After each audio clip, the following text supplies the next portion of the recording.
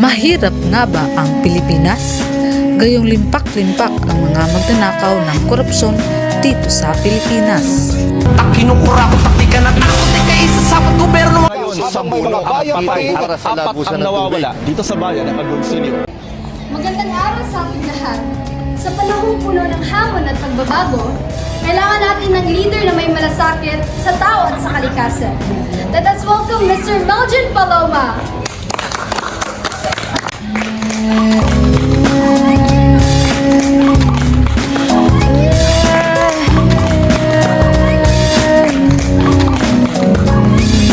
Maraming salamat. Alam nating lahat, ramdam natin ang epekto ng climate change. Mas mainit na panahon, mas malakas na bagyo at mga komunidad na lumulubog sa baha. Hindi natin pwedeng ipagbahala ang mga ito. Kung ako ay inyong pagkakatiwalaan, pangalagaan kung ating mga kalikasan, magtatayo ng mga proyekto para sa tree planting, waste time management at renewable energy.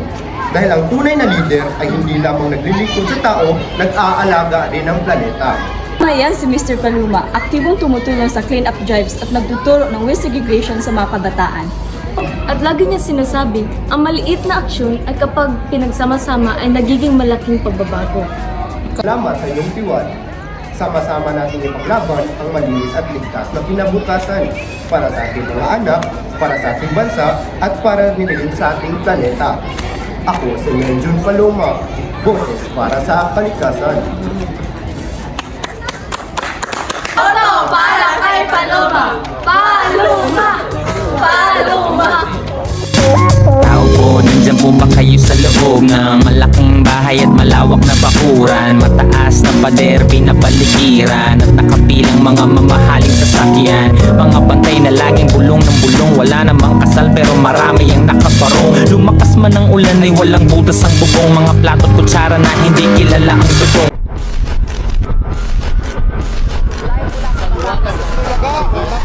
Ng baha, ang lalawigan naman ng Magandang araw mga kababayan. This is Katrina D. Mangadlaw and you're watching Eco News Update. Our top story for today is climate change.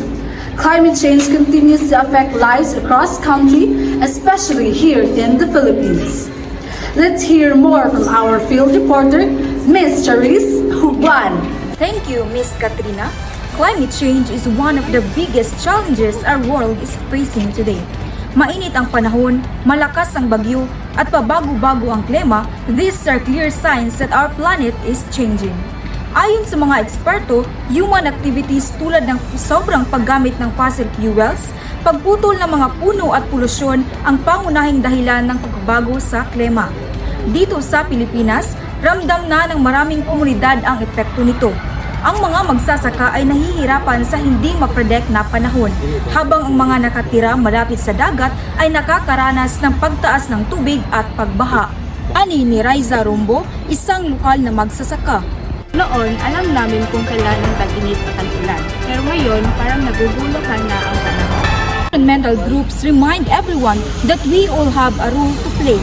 Kahit simpleng hakbang lang, tulad ng pagtatanim ng puno, pagre-reduce ng plastic at pagtitipid sa kuryente, malaking tulong na kung sabay-sabay nating gagawin. Back to you, Miss Katrina. Thank you, Charisse Hugwan. Tandaan mga kababayan, climate change is real and the time to act is now. Let's all protect our environment for cleaner, safer, and brighter future. Once again, this is Katrina D. Mangadlaw reporting for Eco News Update. Sama-sama tayong kumilos para sa kalikasan.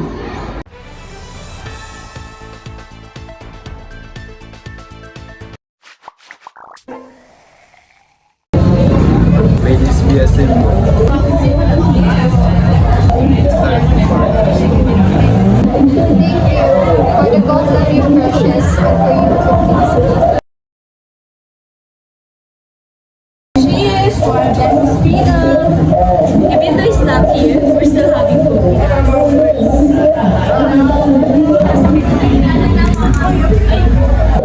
Aba, parang may hugot ah. Ganyan talaga, pero laging tandaan ang pagbaga ng pait.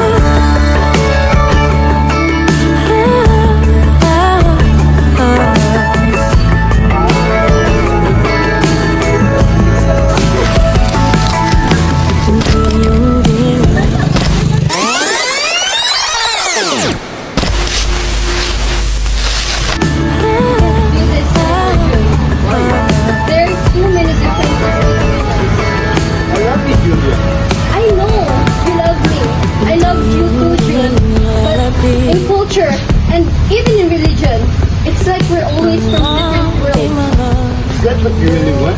Yes, Jun. And I must go now.